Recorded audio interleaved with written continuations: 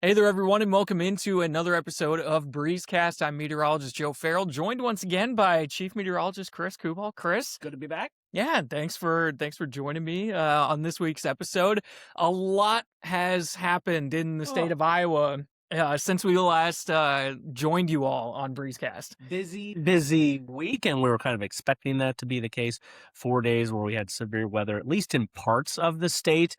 Maybe not unfolding 100% the way we envisioned when we last talked, but certainly each of those days we had some impact in the state of Iowa. Yes, and a lot happened, and so I think we can just go ahead and dive Let's do it. right on in. So let's transition over into our graphics here, and we wanted to see both the warnings and the storm reports, beginning with severe thunderstorm warnings. So, Chris, we're covering a good chunk of the state with just severe thunderstorm warnings here. The western half especially. Yeah. I think you'll find as we kind of unfold and get the reports in here, um, a lot in the center portion there just didn't verify. A lot of the best dynamics that we had, particularly Sunday, were up in northwest Iowa and northern Iowa. Certainly a lot happened there. We had several tornado reports, in fact, even more than have been confirmed at this point. I fully expect that number to rise. We were just so inundated with the weather in that stretch. We couldn't get the confirmation, the details out, and we're still waiting on a lot of information here. But we do have a couple of early numbers. But yeah, from these warnings here, these are the severe thunderstorm warnings and the tornado warnings. And Joe, I think 160 is what we had. Yeah. Out of this? 160, and then there are There's the the reports. storm reports overlaid there. And also, too, with the, speaking specifically for the National Weather Service in Des Moines, they cover from the Iowa-Missouri border up to the Iowa-Minnesota border. And so these tornado reports were kind of happening in the polar opposite part of the state for their coverage area. And so I'm not super surprised, especially with how many reports there have been, that, it's going to take just at least a little bit of time to get everything confirmed as far as, separate tornadoes from the reports and all of that, fun stuff that they get to do with the damage surveys. But as you mentioned, Chris, there is quite the gap there in storm reports where warnings were issued. But they didn't verify. Yeah, And that's okay. That happens, right? it does. You're seeing the signal on radar, and so much is like, is this wind reaching the ground, right? And sometimes you have those unknown factors. It looks like the potential could be there, but maybe in actuality, for some of those big, broad orange squares you see right there in the middle of central and western Iowa, maybe that wind actually wasn't reaching the ground. In fact, we don't have reports in there. A few could be added in the coming days that we're unaware of, but I think this paints a really good picture of who definitely saw those warnings verified. Let's go back to Friday. It was just a kind of a sliver of the state that actually dealt with any activity. Now, Saturday, it was southern Iowa that we had get the action. Sunday was probably the biggest day of them all in northwestern and northern Iowa. That's where almost all of those dots that you see up there came from. And then we get into Monday, and the clouds just really stifled our energy to build. We didn't have much of a cap in place either, so it was just kind of it let loose early. And in southwestern Iowa, that's where we had the best chance to recharge. And we did see a couple of tornado reports. Haven't been verified yet. We don't know any details, but certainly not quite as active as maybe we thought it would be going into this event. I think we all had Monday billed as being the most impactful. Yeah. Of the 4 days, and it ended up being Sunday, which was no slouch, but we were just kind of targeting that to be kind of more outside of the local 5 in central Iowa region. For the most part, it was. Yeah, and that Monday setup was, if we could have had the clouds clear, throughout all of central Iowa, that Monday setup was looking pretty nasty. And so I'm glad that we don't actually have, that we're not talking about how much it would have exploded. Mhm. And, so at the very least, I'm glad that we didn't see that reach its full what was looking like it would, potentially be. So we're not upset by that by any stretch, but it is just something that happened on Monday. Clouds kept us from seeing the worst of it. They certainly did. This was another scenario where we had those outlooks, Joe, coming in 4, 5, 6, I think even It was 7 days in advance. We were kind of getting the advance notice that, hey, this could get a little hairy. And it certainly did, don't get me wrong, but it goes to show you the placement of those day 4, 5, 6 storm outlooks, the severe weather outlooks. A lot can change in that time frame. And I know you and we've bantered on this. It was actually a topic of BreezeCast not too long ago. Maybe was it the last one? Yeah. We kind of dove into that, and I think both of us are under the kind of the agreement that we're popping on these outlooks maybe a little bit too early. I would personally like to see them more refined in probability before that gets released to the public, because we had Central Iowa highlighted in all 4 days on those early severe outlooks.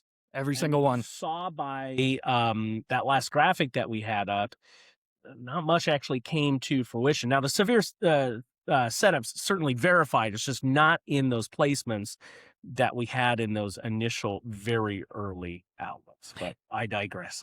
No, for sure. It's a topic we're gonna keep revisiting that at different points, because it has been a topic of discussion so far. And speaking of verified, these are 4 tornadoes that are confirmed after surveys, and they're all EF1s, and this is in North Iowa. Yeah, we haven't really heard too much detail, actually. It's pretty limited. This was released Monday afternoon, right before the next round of storms hit, and we haven't heard anything else since. There was likely more that happened from Sunday that we're not receiving confirmation on. I fully expect there to be more. We just haven't heard much at the time of this recording. Yeah, we are expecting more, and eventually I'm sure we will get it. It's just, these things can take time, especially with how many different areas that they kind of have to look at and survey. And now to another it's fascinating to see where the state of Iowa ranks. And what Nebraska, last time I looked at this graphic, Chris, Nebraska still had just the one, the one tornado. I think 2, but they were both EFUs, right? A very lackluster season for Nebraska thus far. In fact, they've hardly even seen any rain over the western 2/3 of the state. They were the breadwinners in this last round when it comes to numbers, right? Purely, obviously, I don't take that as a good thing, but they added the most tornadoes to their tally out of this 4-day stretch. We might not be done. Again, all these numbers still very fluid, but they definitely shot up the list now at 12 on the season. They had an EF3 too. Oh yeah, they did have that EF3, and so it was Nebraska picking up on some of the picking up on the numbers and increasing the number of tornadoes, whereas Illinois, they got a break from these last 4 days, which I think they had one. So still top dog on the list. Jeez, 110. That's crazy. A couple of newcomers, and we can now connect the Atlantic to the Pacific with the addition of Wyoming and Montana. Those are the latest states to now tally up a new tornado. As we look at the top 5, a little change in hierarchy there towards the end of that list. So we're going Illinois with 110, and then we get to Mississippi at 69. Oklahoma comes next, 56. And then it kind of changed up. Kansas jumped up there as well, up to 31. And then we have a couple of pairs of 30s in Louisiana and Iowa, but likely that's going to change. Oh, I skipped over Missouri, 41. So it was Missouri, then Kansas. I knew I was missing one. And then Iowa and Louisiana. So that's top 7. And there are 2 that stand out to me here. One is Illinois, obviously, with that 110 mark, but then it's also on the opposite end. It's Texas with just 18 to this point.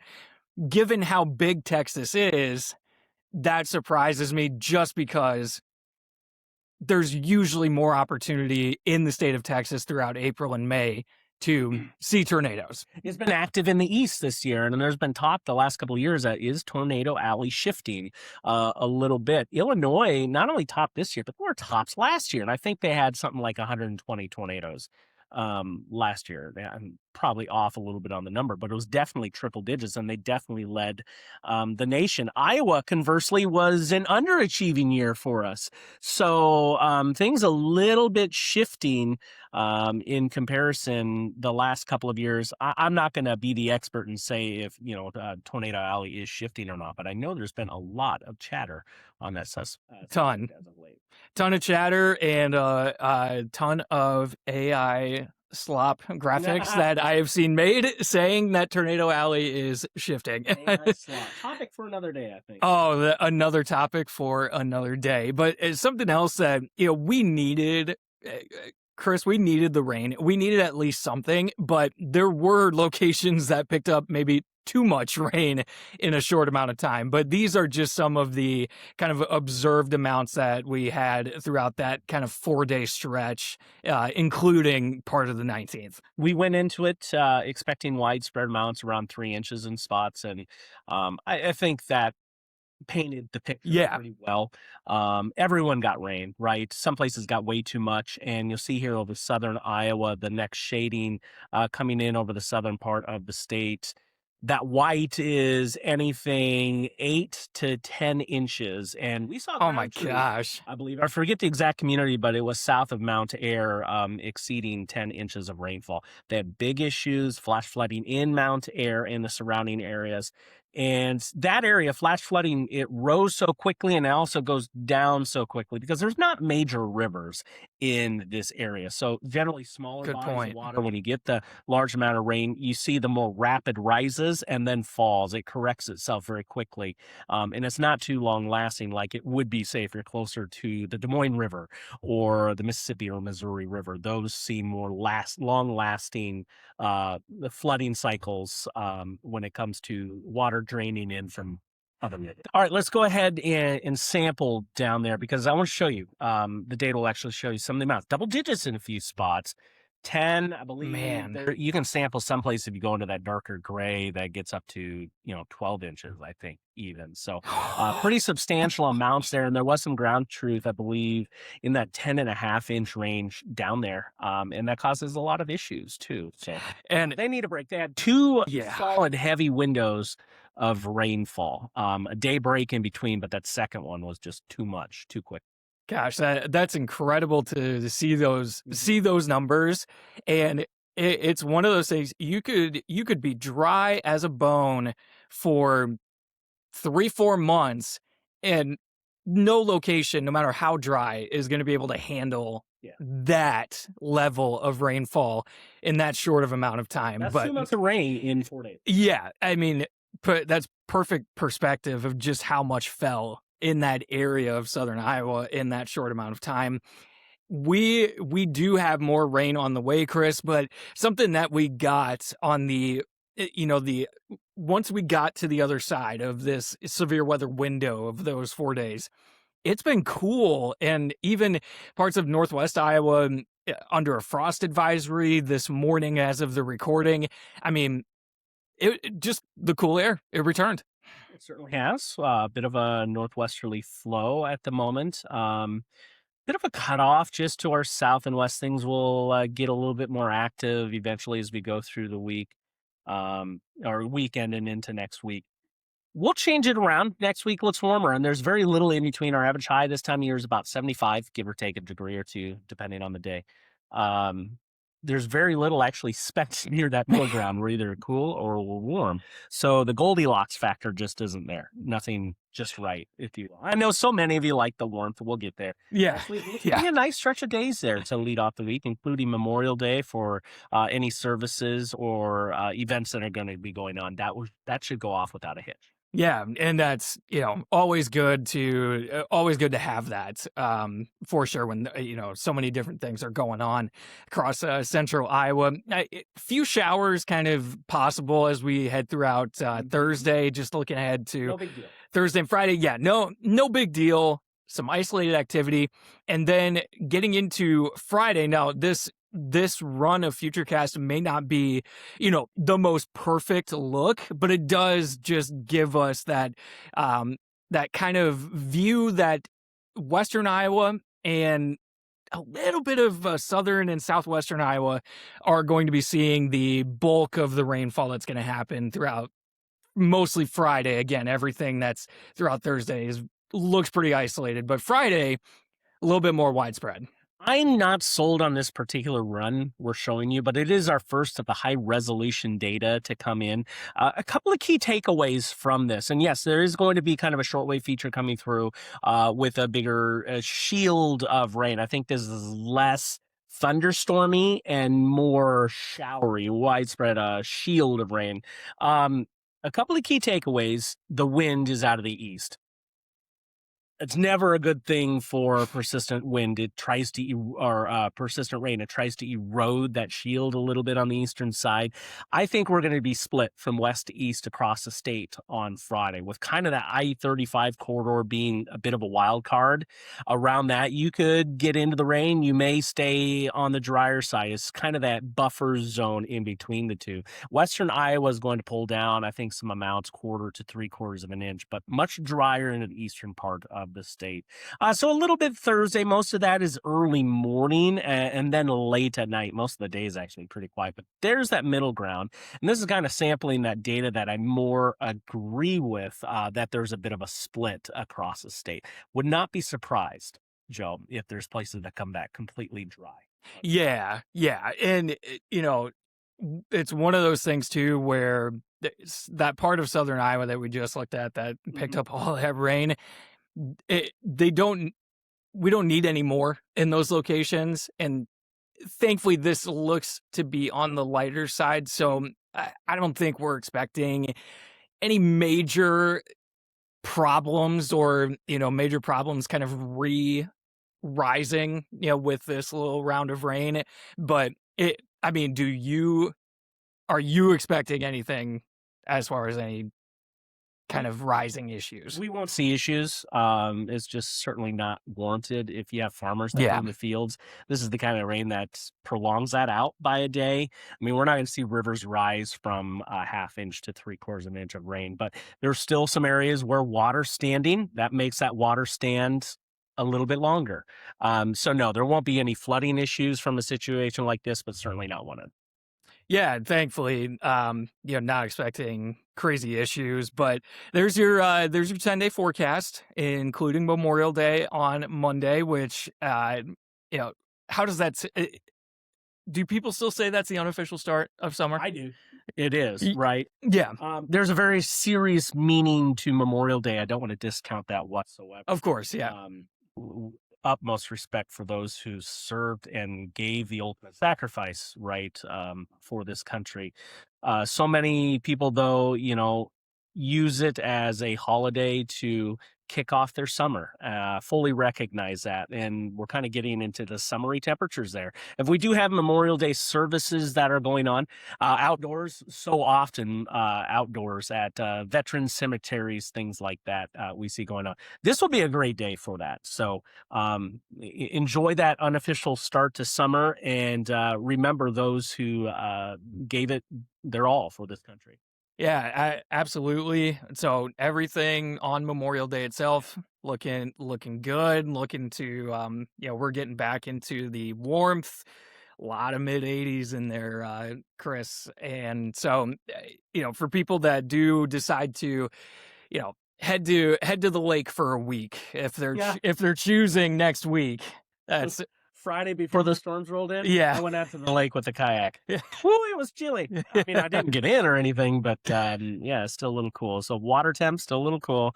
We'll get there. I think probably after this next stretch, there's going to be a lot of people itching to get in. Oh yeah, no, I can only imagine. And I'm one of those people, I'm itching to get outside in a little bit more consistency to our, to our weather, to our warmth. And so, hey, and next week, I just want to get outside and not have to mow the lawn. I mean, I feel like this spring has been the most I've ever mowed this early in the season. Quite literally, it's like every 3 days I was mowing in the month of April. Well, I was going to say, we had all that rain in April. So It's green again still too. It dried up for a couple of days right before this 4-day stretch, and we've certainly kicked it right back into Yeah, green right back up for sure. Chris, thanks so much for joining me this always a week. pleasure. Yeah, I think we have an interesting one dialed up next week, so you have to stay tuned for that. 100% we do. Yeah, we've always got content We coming your can't, way. yeah, we can't.